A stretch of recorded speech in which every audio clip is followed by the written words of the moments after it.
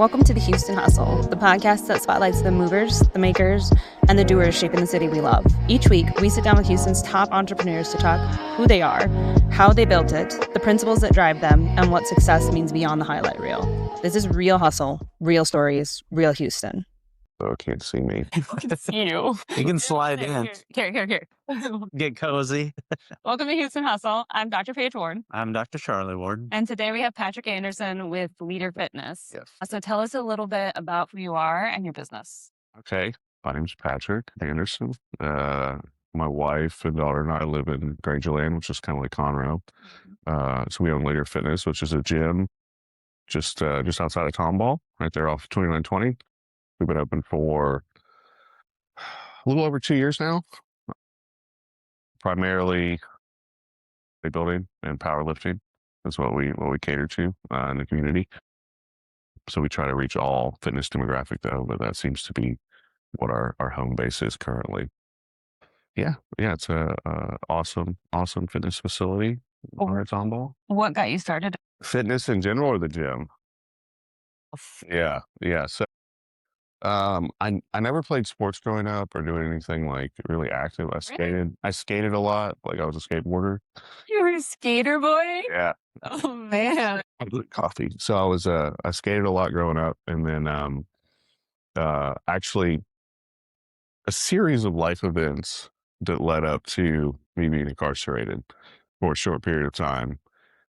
I met a group of individuals while I was incarcerated, and they were like, "Hey, you should come work out with us." And I was like, I'd love to. So that's what I started doing. I started training pretty consistently every day, and kind of got on that routine of training.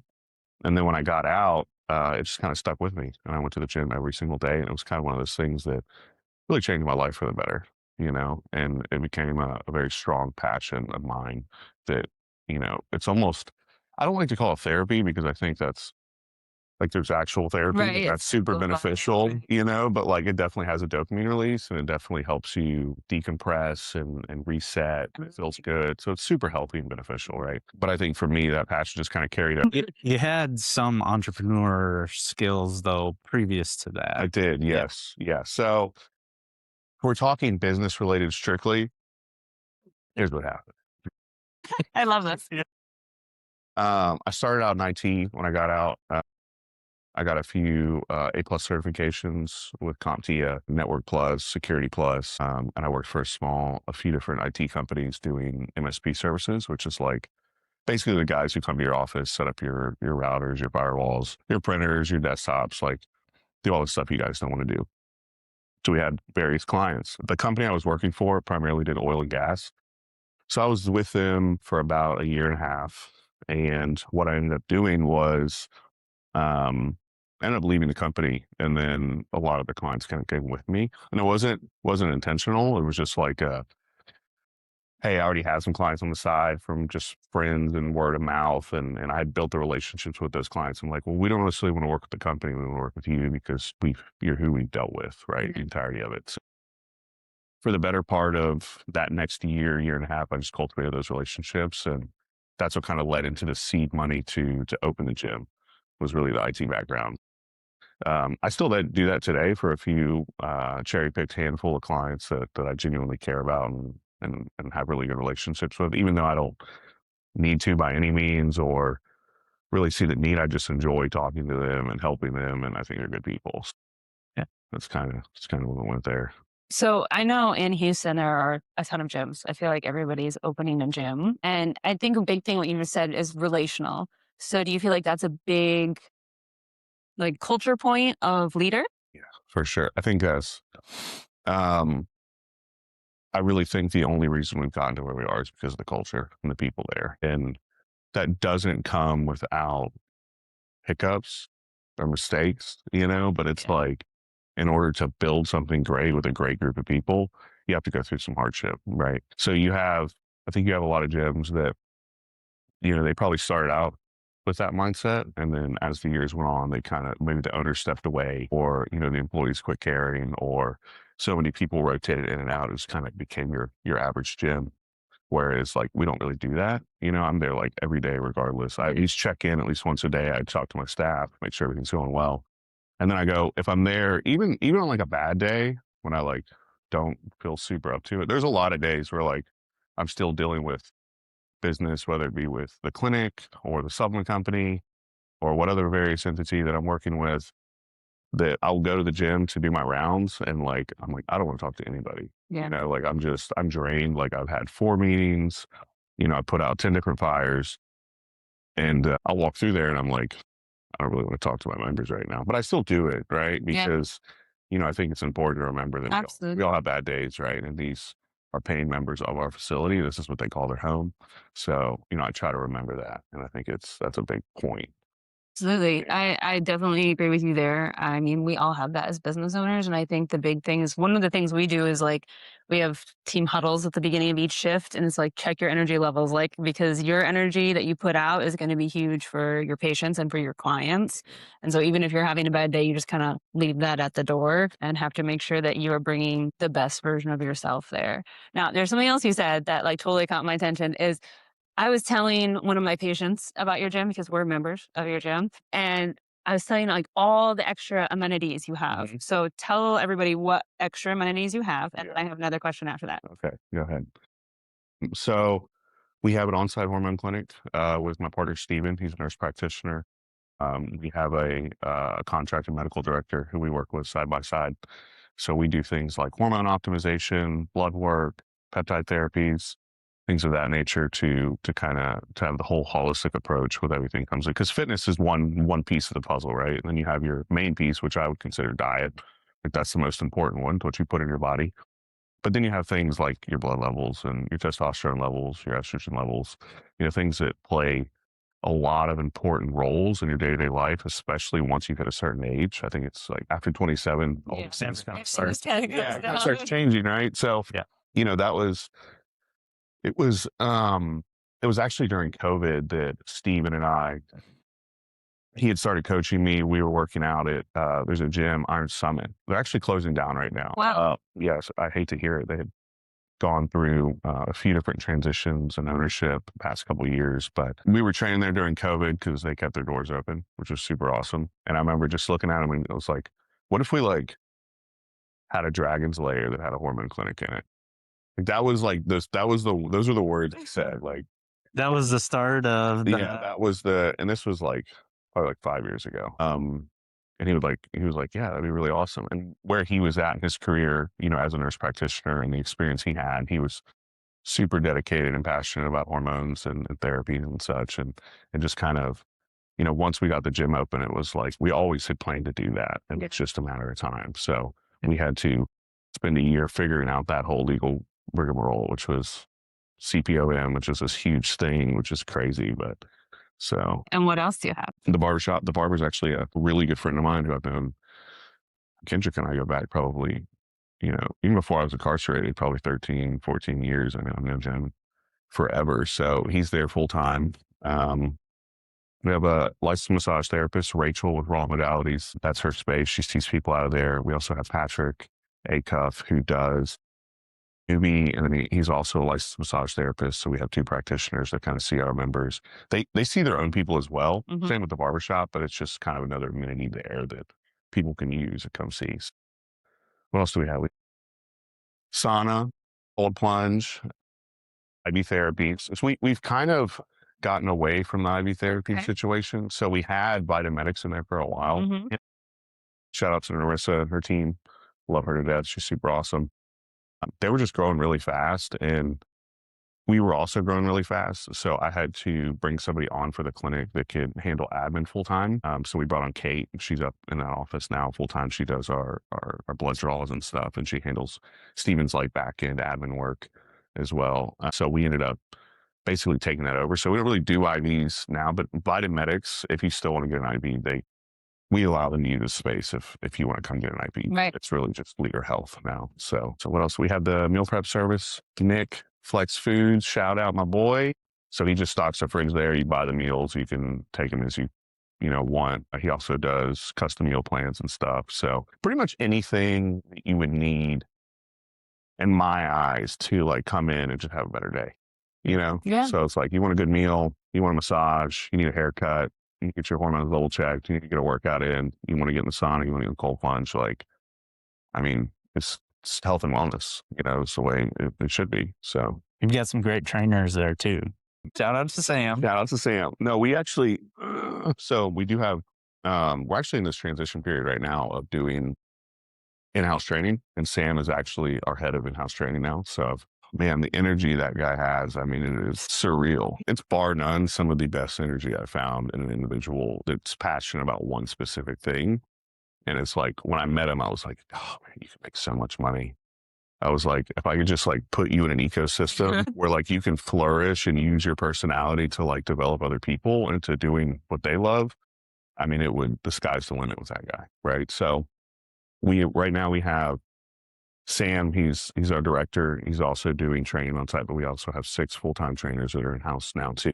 Oh, wow. I didn't know you had that many. Yeah. Yeah. So I may get this wrong because I just leave it to him, but it's Matthew Sabo, Miguel Huerta, Tessie Nelson, I think is her last name. Let's cut that out. I can't remember. Tessie and Michaela. Well, there's one more, but I can't remember off the top of my head because I stay out of it. I let them handle it outside of the financial team so they get their payouts and such. So we're doing every new member that comes in, they get a free consult with the hormone clinic and the training team. Sam will do that consult for the trainers and he'll set them up with a trainer on staff.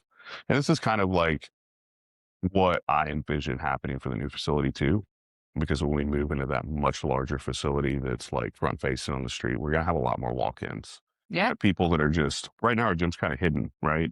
It is, unless you know where that. Yeah. Unless you know somebody or know something about the gym, you're not going to find it. And we have a lot of people that'll still come in today, even after being open 2 years, that are like, hey, I've lived 5 minutes down the road for the last 10 years. Like, I have never known you guys are here.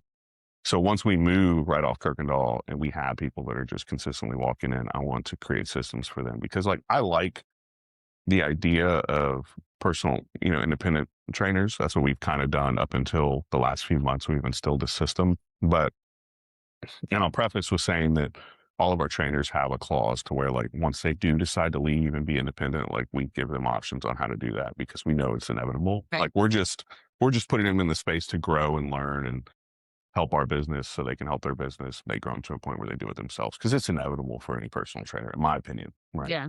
And we want to give them that option. We don't want to like lock them in. So, once that happens and we move into that new space, we want to be able to cater to everybody. Right. So it's kind of the goal with that. So how it sounds like, when you started this, obviously you have all these different systems you were talking about. So have you always been good at delegation or no? Absolutely not. No, you had to learn this. Yeah. It's honestly it's like developing people, and then like keeping an eye on them and then helping them and then learning with them because like, obviously I don't know everything. That's just, it is what it is. Like none of us do. And I think that, growing with people and being vulnerable to that extent is like one of the most valuable skills you can have out of anything, especially when you're trying to build stuff, because it's like, hey, may not know how to do this. You may not know how to do this. We're going to learn together. Right. And, it's different when you bring somebody in who already knows, but like, I'm more of a ground up kind of guy. Majority across my companies, I have 56 total employees. Oh, wow. So Leader Formulas, Leader Health, Leader Fitness, 56 total people, right? And throughout that, a lot of my people have come in and start just packing orders, right? Or, customer service emails. And then like, we kind of figure out where their strong suit is. Right? Yeah. Like, bro, get in where you fit in. Like, what's your strong suit? Like, what are you good at? Right. And then kind of feed into that and help them grow into other positions. So like, this year is actually the first year that I've hired somebody that had a significant amount of experience doing something that we needed a role for, which was a sales director for formulas to come in and had plenty of, years of experience in the industry, like going to shops and has a black book of business that knows people that can get wholesale orders. But outside of that, it's always been like, let's grow and develop and see where they fit. Right. So delegation it's also just a trust thing too, I'm grateful for it though, because like, and if I didn't have my team, I wouldn't be here. Yeah. Do you feel like it frees up a lot of time for you? Oh For sure. I think the way I put it today is like Tony and Ricky and, Miguel and Colton, and Steven, like those are kind of my heads, of the businesses that I see that, if that's who I deal with directly, and then they have people under them that have people under them. It's kind of one of those things that, like, if I didn't have them, I wouldn't be able to focus on growing the business. Yeah. Like my job, I can't remember who said it. I think it was Alex. What's his name? Yeah. He said, there's like there's makers and there's managers. I'm definitely a maker. Like I'm not a manager. Like I'm not good with time slots. I'm good with honing in and focusing on building a brand or developing the brand. So very CEO. Yeah. But I'm not good at like, making sure somebody's doing this thing out here at this given time and then checking it. Like I don't have that mindset. Like I'm all over the place. So I think that I wouldn't be here if it wasn't for my team. When do you feel like you do the best in terms of like working in your business, like coming up with your own time? Do you take time? Like, do you go for walks? What do you do? So I recently, over the past few years, I've instilled work blocks, which is a big thing for me. So like on my work calendar, like we have across our teams, we have 7 different just huddles a week. So for each department, it'll have its own huddle. Then we have a manager's meeting. But outside of that, I'll set off these 46-hour work blocks a couple times a day, which is basically like where I block everything out. I put my phone on Do Not Disturb. I get in front of my computer and I can just dial in. Yeah. And it's super difficult because, that was a big thing for me was, coming to terms with the fact that like, you could work 14 hours a day, but like how much work are you really getting done? Yeah. Are you scrolling for 2 to 3 hours out of that day? Exactly. Like, are you, looking at bullshit on the internet that doesn't really pertain to what you're trying to achieve and in that given moment? Honing in on the work blocks and saying, hey, this 4-hour segment right here, like I have a meeting here, but in this 4 hours, like this is what I'm going to work on. Like I have to go through this brand deck and I figure out what I like, what I don't like, get it to the design team, like list that out.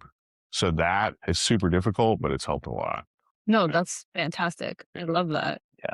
It's important to work not only in your business, but on the business. Exactly. And so having that CEO time set aside, blocked in, where you're highly focused, like just knocking tasks off the list as quick as you can is, yeah. That's also how you scale and get to the next level is taking that time. You to have just to. No one else is going to do it. Absolutely. Yeah, no one else is going to do it. So speaking of calendars, you have a wife, you have a daughter. Yes. How do you balance your work life, you feel like, with your family life? I've never been good at that. Yeah. Yeah. Like, my wife is a saint. She's like type A to a T, and like people think I'm type A, but I'm really not. Like, I don't color coordinate my clothes. If you go in her closet in her office, like she has her binders or like. She's just got like a very artsy vision. Like she's good at seeing things and like, I feel like creating something really pretty because she makes things look nice. She does. Yeah. She's definitely an amazing homemaker as well, for sure. Like, and I think it's those little things that I don't appreciate all the time, but I try my best to, because then she'll ask me and I'm like, yeah, it looks great. But in the back of my head, I'm like, I don't give a shit. I don't care. I didn't realize. Yeah. Like, I mean, it looks good, but like, I don't, like that's just not. So I think that, you have to be very, what is the word I'm looking for? You have to be very adamant about finding that time. Yeah. My daughter her schedule's packed. Like it really is. We're talking karate, soccer, extracurriculars with her tutor when she's going to Salem next year. And then, my wife works full time. She's in the finance side of oil and gas. So she works at a hedge fund. And then we also have a full-time nanny too. That helps a lot too. So it kind of takes the burden off those side tasks. Yeah, absolutely. When I'm driving places. Exactly. All that. Yeah. When I'm present, like I'm there. So I get home 5, 6 o'clock in the evening. I try to take at least 1 to 2 hours just to be there. And like, just some complete transparency. Like I go to therapy once a week. My wife goes to therapy once a week. My daughter goes to therapy. We go to therapy with her. A big thing that we try to do is just finding those 1 to 2 hours a day at the end of the day, 3 to 4 times a week, just to be present and to talk and because it's like when you and your partner are both very high performing individuals that have these crazy aspirations and goals, like sometimes it's really easy to push those things aside and be like, all right, as long as we're getting A through Z done, it's okay. But like that doesn't You know what I'm saying? Like Yeah. the soccer and the karate, like it's going to be there at the end of the day. Like it doesn't really matter. What matters is that time together. Absolutely. So it's a process for sure. Yeah. Do you feel like, do you ever make time where you guys do have like a date night ritual? Do you have anything like for time away together? Mainly Sundays. Yeah. So yeah, we recently started going to church. Excuse me, 6 months ago, we started going to Real Life. Hey, real life's awesome. Yeah. So we go to Real Life over off 249 and shout out to Pastor Steve. And so Sundays have kind of been our hone in together days where, like Sabbath, like I won't focus on work. We'll spend time together. We'll go to church, then we'll go out to breakfast, and then we'll go shopping and, just kind of spend the day together, right? Then we'll go home, do laundry, but we're still like present with one another doing things. I think that Sunday ritual has been a big helper, just that one day a week, which is nice. I was actually thinking about it. I need to take my wife out to dinner here the next week or two. I was thinking about that. Yeah. Not just for Valentine's Day. Her birthday is actually the 22nd of February too, so it's yeah. And just like one thing after the next. She's gonna have a good February. For Leader Fitness, kind of hinted at expansion, but tell us what the plans are for the future for you. And such a broad question. I love to hear it though. So right now, we're in the midst of building a new facility. It's 30,000 square foot, right next to Home Depot, 99 in Kirkendall.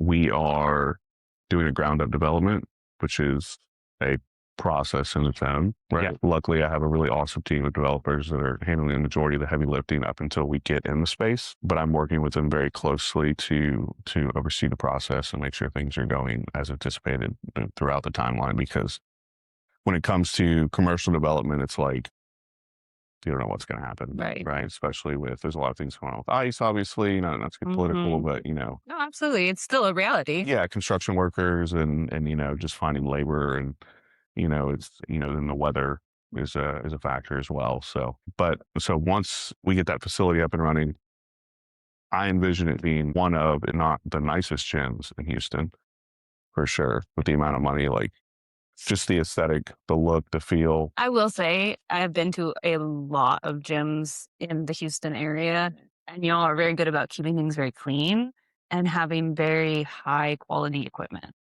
Thank you so much. Yeah, we appreciate that. I think we take pride in those two things. Yeah, absolutely. And selected equipment. We don't just put anything in there that myself and my team don't appreciate and find value. Oh yeah, Sam gets excited about a lot of stuff. Yeah. You're like, hey, did you check this out?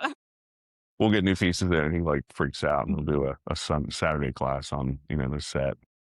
That's a big thing too, is like the cleanliness didn't happen overnight. We had to build out a system for that, right? We had to cleaning checklists for all our staff to go through at least once an hour to hit all the restrooms, hit the gym, do just general walkthroughs, and I think that's super important because when you have a facility that has so many people coming and going, it'll get dirty fast. Oh, absolutely. And people are sweating and all sorts of stuff.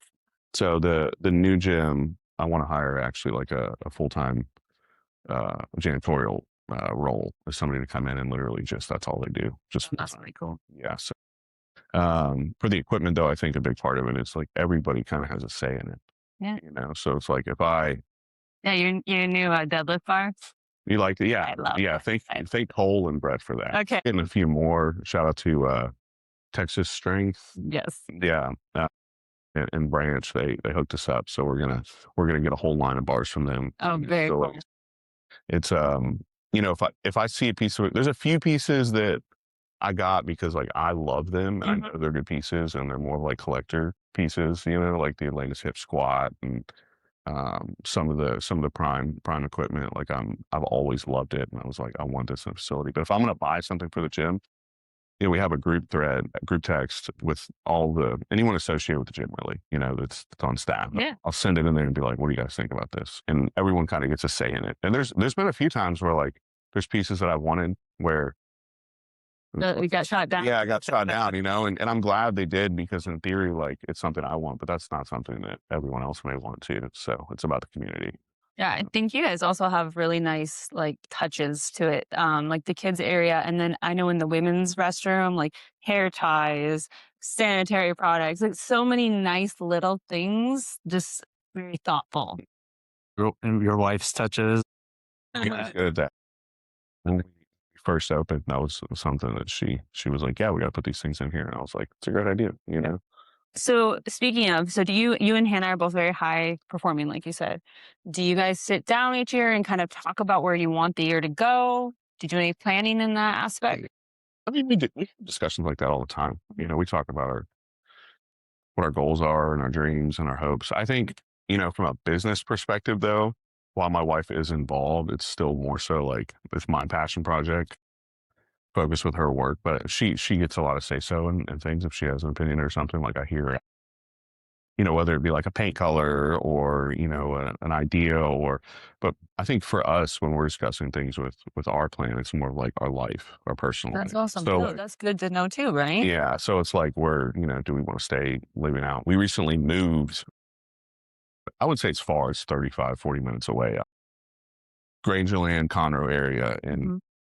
you know, we wanted to get some land and kind of decompress and get away from, you know, the hustle and bustle and just have some chickens. And we kind of have all that now. We love it. It's awesome. But the drive is, A pain in the butt. yeah, yeah. So, you know, we'll talk about things like that. Like, what are our plans to Yeah. stay in this area? Do we want to move? Like, what are we doing for school? You know, do we want to take any trips? Like, you know, things like that. So business stuff, I'm all over the place.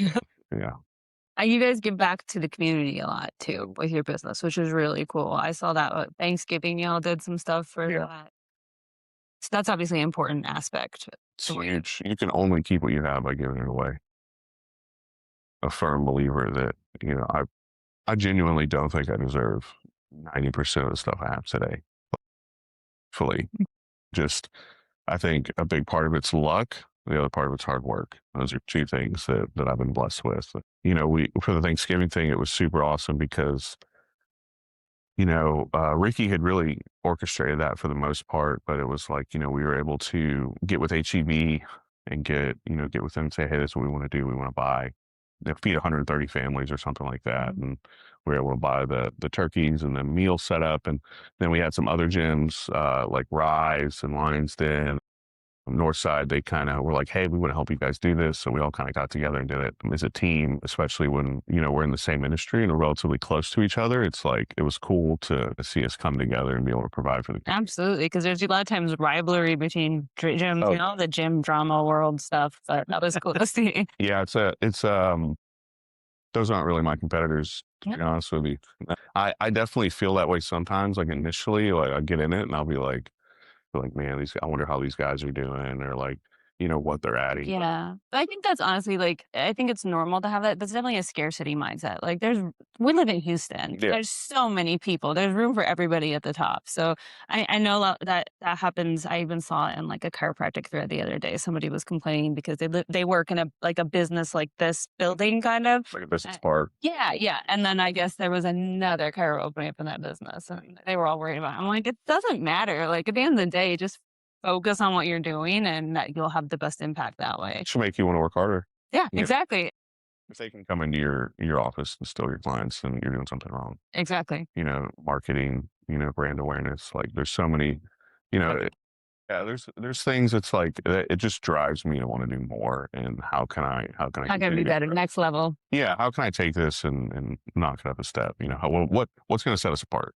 That's so cool. That's the question. So, I like it. but no, I mean, just kind of touching back on uh giving back, you know, for we didn't want it to turn into like the word where it's like we don't want to use it for like social media. Right. You don't want it to be like, what's the word? You're doing things for There's like a specific Virtue signal. yes, virtue signal. Yes, yes. We don't want virtue signal. So it's like we want to show our community that, you know, we're taking what they're giving us and we're using it to do good things. So that's important, right? Absolutely. But like there's a lot of things we do that we don't put online because we don't want it to look like we're trying to be like we partnered with Interfaith in the Woodlands for Christmas.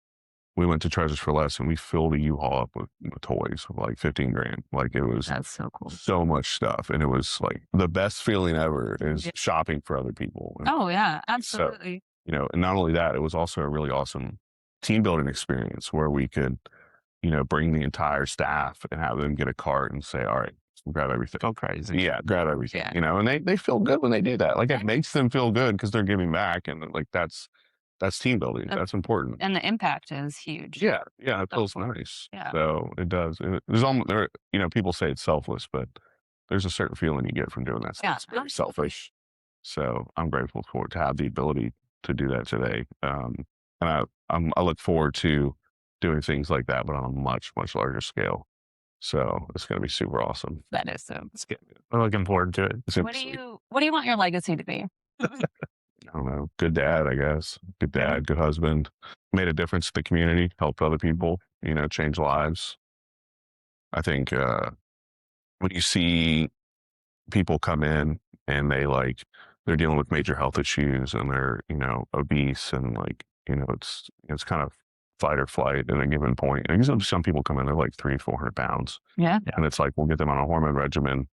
We'll get them with a personal trainer. We'll get them on a diet. And in 6 months time, makes a big impact. Their life has changed, and that's impact you can see. And we don't really know what happens outside of the gym, how it's impacted their life. But I know what it's done for me. And I'm like, it's crazy to think that, I had a part to play in building a facility that can help people do that. So I think that's just helping people, probably. I think that's a great legacy, honestly. Well, if people want to get hold of you, what's the best way to do it? Just Leader Fitness.